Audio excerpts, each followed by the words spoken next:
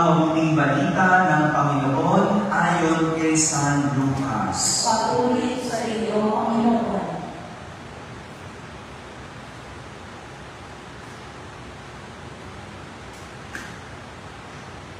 Noong panahong iyon, sinabi ni Jesus, "Kawawa ka, Corazin, kawawa ka, Bethsaida, sapagkat kung sa Tiro at Sidon ginawa ang mga kababalaghang ginawa rito sa inyo, di sinsanay malalaon na silang nagdarangit ng sako at nauupo sa abo upang ipakilala sila'y nagsisisi. Sa araw ng paghuhukom, higit na mabigat ang kaparusahan ninyo kaysa kaparusahan ng mga tagas Tiro at Sidon. At ikaw naman, Capernaum, ibig mong mataas hanggang sa langit, ibabagsak ka sa Hades. Ang nakikinig sa inyo'y nakikinig sa akin. Ang nagtatakwil sa inyo'y nagtatakwil sa akin. At ang nagtatakwil sa akin ay nagtatakwil sa nagsugo sa akin." Mga kapatid, ang mabuting balita ng Panginoon. Pinupuri ka namin, Panginoong Jesucristo. Umupo ang lahat at makinig sa hiniyan. Magandang umaga po sa inyong lahat. Sa mga nasa barangay, nasa tahanan, na nagsisimbabayan online at sa lahat na nasa abroad, kasama kayo sa aming banal na pagdiriwang dito sa aming parokya. Kawawa ka, Corazin, kawawa ka, Bethsaida. Sabihin mo nga po, kawawa. Ito yung pahayag ni Jesus sa mga tao na nasa lugar na ito. Kawawa. Sapagkat sila ang mga nakakita ng milagro. Sila yung mga nakaranas ng kabutihan at kadakilaan ni Jesus. Ngunit, hindi sila nagbago. Kawawa. Kasi nanatili silang nagpasasa sa kasalanan. Kaya nga, sabi ni Jesus, kung sa mga taga-Tiro at Sidon ginawa yung kababalaghan, kung sa mga taga-Tiro at Sidon nakaranas sila ng kabutihan ni Jesus, eh di sana nagbago sila. Kawawa. Kailan ba natin sinasabi ang kawawa? Ano? Ha? Kapag naaapi, inapi siya, kawawa ba siya? Okay, kawawa. Okay, kasi nahabag ka, no? Naawak ka. Tama? Okay. Kaya ba sinasabing kawawa? Kapag walang pagkain. O, yan. O, pag walang pagkain, kawawa naman. O, okay. Sinasabi natin ang kawawa kapag tayo ay naaawa. Kapag tayo nakakaramdam ng awa. Pero, ibang klaseng kawawa ang binabanggit ni Jesus sa mga taga-Corazin at Bethsaida. Ito yung klase ng awa na may pagkainis. Naramdaman niyo na ba yun? Yung naawa kayo, pero naiinis kayo. Yung naawa ka kasi wala siyang pagkain, di ba?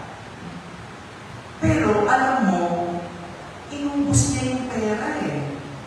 Nung bagong sweldo, nagpakulay ng buhok. Oh. Tapos, nagpakilay. Ha? Bumili ng bagong damit.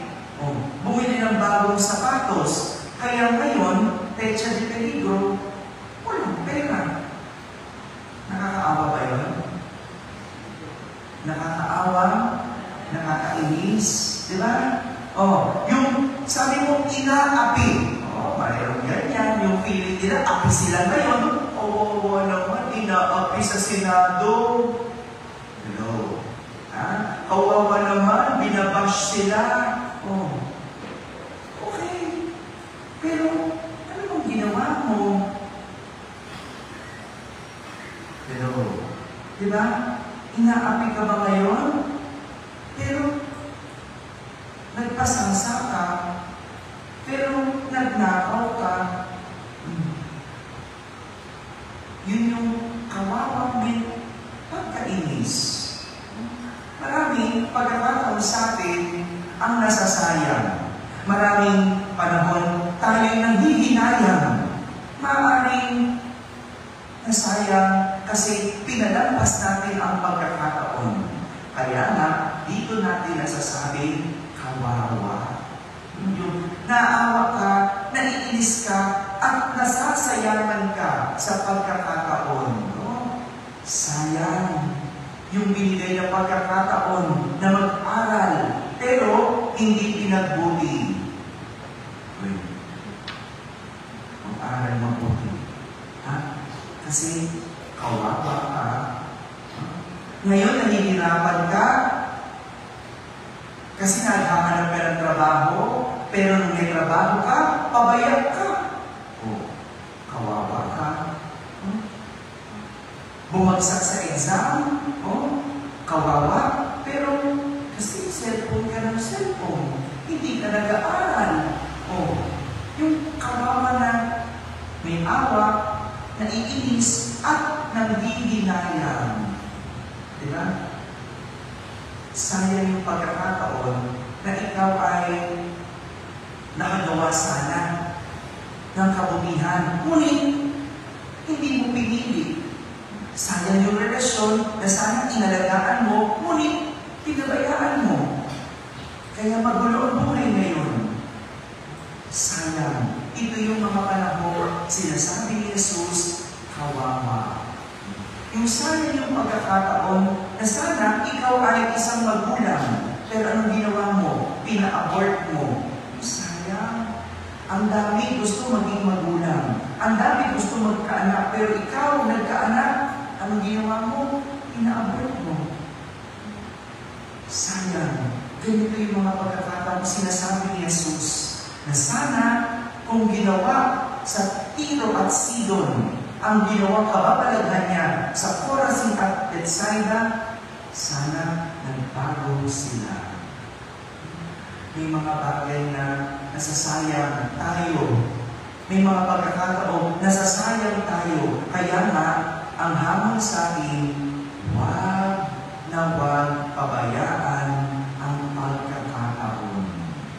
Kapag nakapag-abroad ka na, ay sipagan mo na. Ngayong nagkapamilya ka, mahalin mo sila.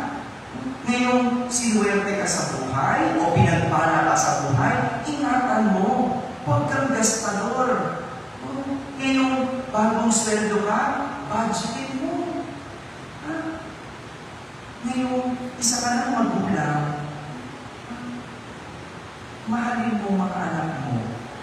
O ngayon meron ka pang mga magulang, respetuhin mo. Di ba minsan, kung kailan wala na, saka tayo iiyak-iyak. Di ba? Kung kailan nasayang na ang mga panahon na dapat nag-aaral, kung kailan wala na ang mahal sa buhay, kung kailan bumagsak, ano sa huli? Doon nagsisisi. Pero ang sinasabi, habang may pagkakataon, huwag palampasin. Habang may pagkakataon, mahalin, ingatan. Dahil sa huli, ikaw ay may iwang kawawa. Huwag mong sayangin ang pagkakataon ibinibigay sa iyo ng Diyos. Dahil sa huli, baka ikaw ay magsisi. Amen?